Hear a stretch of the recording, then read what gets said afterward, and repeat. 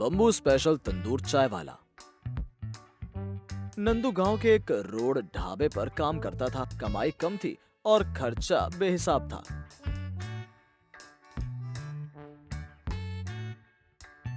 मगर फिर भी वो अपने बेटे कुंदन को पढ़ा लिखा कर बहुत बड़ा आदमी बनाना चाहता था। एक दिन वो कुंदन से कहने लगा, सुन बेटा कुंदन, मेरी बड़ी इच्छा है कि तू पढ़ लिख कर बहुत बड़ा आदमी बने। मेरा मतलब है कि तू बहुत बड़ा अफसर बने। इसलिए मैं तुझे पढ़ने लिखने के लिए शहर भेज रहा हूँ। मैं शहर में रहूंगा कहाँ पिताजी? अरे मूर्ख, रहेगा कहाँ? हॉस्टल में रहना। क्या तू इतना भी नहीं जानता कि शहर के स्कूल में हॉस्टल होते हैं? तू वहीं रहकर पढ़ाई करना, समझा? मूर्ख कहीं का। नंदू अपने बेटे कुंदन को पढ़ाने के लिए शहर भेज देता है और कुछ साल बीत जाते हैं। कुंदन अपनी पढ़ाई पूरी करके गांव में लौट आता है।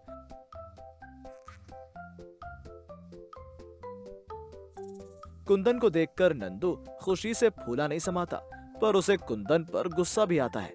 वो कुंदन से कहता है, अरे तू इतना पढ़ने लिखने के बाद भी गांव चला आया, वहां शहर में रहकर कोई नौकरी क्यों नहीं की? सरकारी अफसर क्यों नहीं बना? जा वापस शहर चला जा और बड़ा आदमी बनने के बाद ही गांव में आकर अपना मुंह दिखाना। अब मैं शहर नहीं जाऊंगा पिताजी, मैं तो गांव में ही रहूंगा। अरे तू तो पढ़ लिख कर भी मूर्ख ही निकला। भला यहाँ गांव में क्या करेगा? मैंने तुझे पढ़ाने लिखाने में जो लाखों का कर्ज लिया है, उसका क्या होगा? उसकी चिंता आप मत कीजिए पिताजी, उसे भी मैं जल्दी ही उतार दूंगा। मैं गांव में कोई अपना बिजनेस करूंगा। ये सुनकर नंदू और भी आग बबूला हो जाता है? बिजनेस करूंगा? अरे यहाँ गांव में कौन सा बिजनेस करेगा मूर्ख? चौक में खड़ा होकर चाय बेचेगा क्या? चाय का नाम सुनते ही कुंदन की बाँछें खिल जाती हैं और हंसते हुए कहता है, वाह वाह, माय ग्रेट फादर, आपने तो बिजनेस का यूनिक आइडिया दिया है। अब तो मैं चाय का ही बिजनेस करूंगा। तुझे जो करना है कर मूर्ख, अब मुझे तुझसे कोई उम्मीद नहीं रही। कुंदन अपने पिता के मना करने पर भी चाय की दुकान चलाने की ठान लेता है और कुछ नए किस्म की चाय बेचने पर विचार करने लगता है। तभी उसकी नजर एक खेत में खड़े बांस के पौधों पर पड़ती है। अरे हरे हरे बांस के पौधे, क्यों ना मैं इन बांस के पौधों का अपनी चाय में इस्तेमाल करूं। यही सोचकर कुंदन हरे हरे बांस काटकर एक सुंदर सी झोपड़ी बनाता है और साथ ही उसमें बांस की बनी कुर्सियां और टेबल रखता है। इतना ही नहीं, वो चाय की केतली और कप भी बांस के ही बनाता है। ऊपर से चाय बनाने के लिए स्पेशल तंदूर भी तैयार करता है। वाह, कितना सुंदर टी स्टॉल बना है। जो भी इसे देखेगा वो बस देखते रह जाएगा। बम्बू स्पेशल तंदूर चाय, देखना पीने वालों की लाइन लग जाएगी, लाइन। तभी नंदू वहां आ जाता है और उसका बांस टी स्टॉल देखकर कहता है, अरे मूर्ख, ये सब क्या है? क्यों बांस के पीछे पागल हो गया है? ये बिजनेस का नया फॉर्मूला है पिताजी, बम्बू स्पेशल तंदूर चाय। देखना, पास हो गया तो मैं भी अमीर हो जाऊंगा। देखना, तेरा ये बेवकूफी भरा फॉर्मूला कभी पास ना होगा, पढ़े लिखे मूर्ख। मगर कुंदन अपने पिता की बात पर बिल्कुल भी ध्यान नहीं देता। वो अपने बम्बू स्पेशल तंदूर चाय की स्टॉल खोलता है तो लोग हैरत में पड़ जाते हैं और उसकी दुकान पर चाय का आनंद लेने के लिए आने लगते हैं। अरे सब कुछ बांस का बना है, केतली और प्यालियां भी बांस की बनी है। वाह भाई वाह, कुंदन क्या दिमाग लगाया है।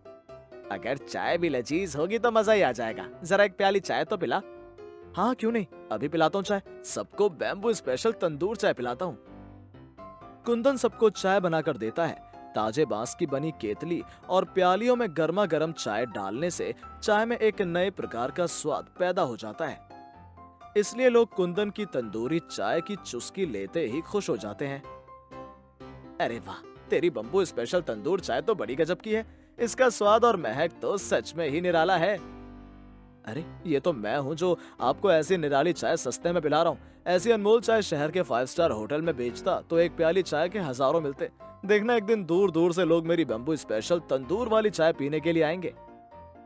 कुंदन जब भी ये कहता, लोग उस पर हंसने लगते और उसके पिता नंदू का तन बदन जल उठता। मैंने इस मूर्ख को पढ़ा लिखा कर बड़ी भूल की। देखना, एक दिन मेरा घर तक बिकवा देगा ये निकम्मा। मगर कहते हैं कि जिसमें अक्ल हो और वो कुछ नया काम करे तो कुछ दिन लोग उस पर हंसते ही हैं, मगर बाद में उसकी अक्ल का लोहा मानने को मजबूर हो जाते हैं। कुंदन के साथ भी यही हुआ। धीरे धीरे उसकी बैम्बू स्पेशल तंदूर चाय की चर्चा दूर दूर तक होने लगी और एक दिन उसके पास 2 टीवी रिपोर्टर आए। क्या आप बताएंगे कि आपको बैम्बू स्पेशल तंदूर चाय बनाने का आइडिया कहाँ से मिला? अपने गांव की धरती से। सुना है आप काफी पढ़े लिखे हैं, फिर आपने चाय बेचने का काम ही क्यों किया? क्योंकि पढ़े लिखने का मतलब नौकरी ही नहीं होता और कोई भी काम छोटा या बड़ा नहीं होता। वाह वाह वाह, क्या ऊंचे विचार हैं आपके। कुछ ही दिनों में कुंदन की बैम्बू स्पेशल तंदूर चाय लोगों के सिर चढ़कर बोलने लगी और उसका टी स्टॉल चाय के शौकीन लोग के पसंदीदा बैम्बू स्पेशल तंदूर टी पॉइंट बन गया। उसकी कमाई लाखों में होने लगी। ये देखकर नंदू उससे बहुत खुश होता है। मुझे माफ करना बेटा, आज मैं समझ गया कि पढ़ाई का मतलब नौकरी ही नहीं होता। पढ़ाई तो हर काम में काम आती है। तो क्या पढ़ाई लिखाई चाय बनाने में भी काम आती है? ये सुनकर नंदू हंसने लगता है और कहता है, तो जैसे मूर्ख को देखकर तो यही लगता है कि चाय बनाने में भी पढ़ाई काम आती है। उस दिन के बाद नंदू भी कुंदन के साथ चाय बेचने का काम करने लगा और उनकी खूब कमाई होने लगी। रामपुर गांव में ढुल्लू नाम का एक लड़का रहता था। ढुल्लू के पिताजी बढ़ई का काम करते थे और बाहर लकड़ियों से तरह तरह के सामान बनाया करते थे। ढुल्लू हमेशा शरारतों में आगे रहता था। एक दिन ढुल्लू अपने दोस्तों के साथ तालाब किनारे पतंग उड़ा रहा था। चली रे चली पतंग मेरी चली रे, देखो बादलों से पार हो चली रे। इस बार तू बच नहीं पाएगा, इस बार मैं तेरी पतंग काट कर ही रहूंगा। अरे लालू, आज फिर पतंग लड़ाते हैं। अगर मैं हार गया तो मैं अपनी नई वाली पतंग तुझे दे दूंगा। वाह वाह, क्या बात है, हारने के लिए तैयार हो जाओ फिर। आज तक ढुल्लू किसी से नहीं हारा है, अपन झुकेगा नहीं। लालू और ढुल्लू पतंग लड़ाने लगते हैं। ढुल्लू की पतंग लालू की पतंग को काटने वाली होती है कि वहाँ पर एक खिलौने वाला हेलीकॉप्टर आकर ढुल्लू की पतंग को काट देता है। कट गई ढुल्लू की पतंग कट गई। अरे चुप करो, मेरी पतंग तुमने नहीं काटी है, ये तो इस पंखे वाले गाड़ी की वजह से कटी है। अरे ढुल्लू, तू हमेशा उल्लू ही रहेगा क्या? इसे हेलीकॉप्टर कहते हैं, लेकिन हमारे गांव में ये हेलीकॉप्टर किस माई के लाल के पास आ गया? तभी वहाँ पर मोंटी आ जाता है। मोंटी महंगे कपड़े और काला चश्मा लगाया होता है। वो रिमोट से हेलीकॉप्टर उड़ा रहा होता है। अच्छा, तो ये हेलीकॉप्टर तुम्हारा है? तुमने ही अपने हेलीकॉप्टर से मेरी पतंग काटी है। तुम लोग अभी भी पतंग उड़ाते हो? ये देखो मेरा लेटेस्ट हेलीकॉप्टर, ये रिमोट से चलता है। कौन हो तुम जो हमारे गांव में आकर हमारा ही मजाक उड़ा रहे हो? मैं इस गांव में नया आया हूँ, मेरे पिताजी के पास बहुत पैसा है। ये मेरा एकदम लेटेस्ट टेक्नोलॉजी वाला हेलीकॉप्टर देख रहे हो, मेरे पिताजी ने विदेश से मंगवाया है। चलो हटो यहाँ से, मैं यहाँ पर अपना हेलीकॉप्टर उड़ाऊंगा। मोंटी बहुत ही रईस बाप का बेटा था। उसके पास महंगे महंगे खिलौने और सामान थे। इस बात का फायदा उठाकर मोंटी हमेशा दूसरों के ऊपर रौब जमाया करता था। मोंटी ढुल्लू और लालू को वहाँ से हटाकर वहाँ पर खुद हेलीकॉप्टर उड़ाने लगता है। कल का आया हुआ लड़का हमारे पतंग उड़ाने की जगह हड़प रहा है। मैं तो चला उससे दोस्ती करने, मुझे तो वही हेलीकॉप्टर उड़ाने को मिलेगा। ढुल्लू बिल्कुल अकेला हो जाता है। गांव के सारे लड़के मोंटी के पीछे लग जाते हैं। मोंटी इस बात का फायदा उठाकर उन लड़कों से अपने सारे काम करवा लिया करता था। ये देखकर ढुल्लू को बहुत बुरा लगता है और वो घर जाकर अपने पापा से हेलीकॉप्टर दिलाने की जिद करने लगता है। पापा, मुझे भी हेलीकॉप्टर चाहिए। वो मोंटी अपने हेलीकॉप्टर दिखाकर हम सभी को चिढ़ा रहा है। बेटा, हमारे पास इतने पैसे नहीं है। मैं इस गांव में एक छोटा सा बढ़ई हूँ, मैं इतना महंगा हेलीकॉप्टर कहाँ से लाऊंगा? लेकिन मैं तुम्हारे लिए हूबहू वैसा ही लकड़ी का हेलीकॉप्टर बना सकता हूँ। सच में? फिर तो मैं अपने हेलीकॉप्टर के साथ मोंटी के हेलीकॉप्टर से रेस लगाऊंगा। लल्लन अपने बेटे के लिए हूबहू वैसा ही उड़ने वाला लकड़ी का हेलीकॉप्टर बनाकर तैयार कर देता है। ढुल्लू हेलीकॉप्टर को देखकर बहुत खुश होता है और वो हेलीकॉप्टर को लेकर तालाब के किनारे जाता है। ढुल्लू भी वहाँ पर अपना हेलीकॉप्टर उड़ाने लगता है। ढुल्लू का हेलीकॉप्टर मोंटू के हेलीकॉप्टर से कहीं ज्यादा ऊपर और तेज उड़ने लगता है। अरे, ये किसका हेलीकॉप्टर है जो मेरे हेलीकॉप्टर से भी ऊपर उड़ रहा है? क्यों मोंटी, चौंक गए ना? हिम्मत है तो आकर मेरे हेलीकॉप्टर के साथ रेस लगाओ। रुक, तुझे मैं अभी बताता हूँ।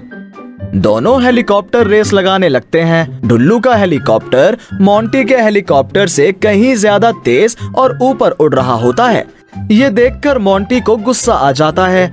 मोंटी चुपके से एक पत्थर उठाकर ढुल्लू के हेलीकॉप्टर के ऊपर मारता है, जिस वजह से ढुल्लू का हेलीकॉप्टर टूटकर नीचे गिर जाता है। ये देखकर मोंटू और उसके दोस्त हंसने लगते हैं। जा, तेरा हेलीकॉप्टर तो टूट गया, अब क्या रेस लगाएगा? मैं जानता हूँ तुमने ये जानबूझकर किया है। चले जाओ यहाँ से, बड़े आए मुझसे बराबरी करने के लिए। मैं मानता हूँ मेरे पास तुम्हारे जितने पैसे नहीं है, लेकिन मैं तुम्हारी तरह छल कपट नहीं करता हूँ। अगर तुम में हिम्मत है तो कल हेलीकॉप्टर रेस हो जाए। हाँ हाँ ठीक है, वैसे भी तुम इस टूटे हुए हेलीकॉप्टर से कैसे रेस लगा सकते हो, मैं भी देखना चाहता हूँ। ढुल्लू हेलीकॉप्टर को उठा लेता है और वो अपने पिताजी के पास लेकर जाता है। पिताजी, मेरा ये हेलीकॉप्टर टूट गया, इसे फिर से लगा दीजिए ना। आज मेरे पास वक्त नहीं है, मैं इसे नहीं बना सकता।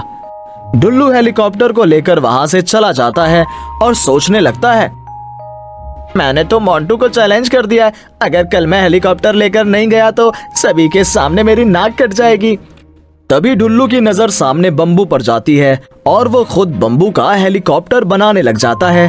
बहुत मेहनत के बाद उसके हेलीकॉप्टर बनकर तैयार हो जाता है। अब वो रेस के लिए बिल्कुल तैयार होता है। अब मैं देखता हूँ इस मोंटी को, उसे तो मैं हराकर ही रहूंगा।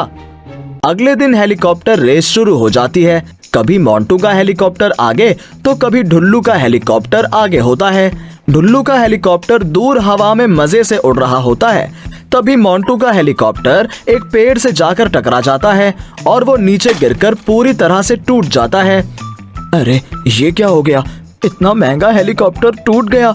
अब तो मेरे पापा मुझे बहुत डांटेंगे। ये हेलीकॉप्टर खास उनके दोस्त ने विदेश से लाकर दिया था। तुम चिंता मत करो, मैं तुम्हारे लिए भी बम्बू का हेलीकॉप्टर बना दूंगा। उसके बाद हम दोनों साथ में हेलीकॉप्टर रेस लगाएंगे।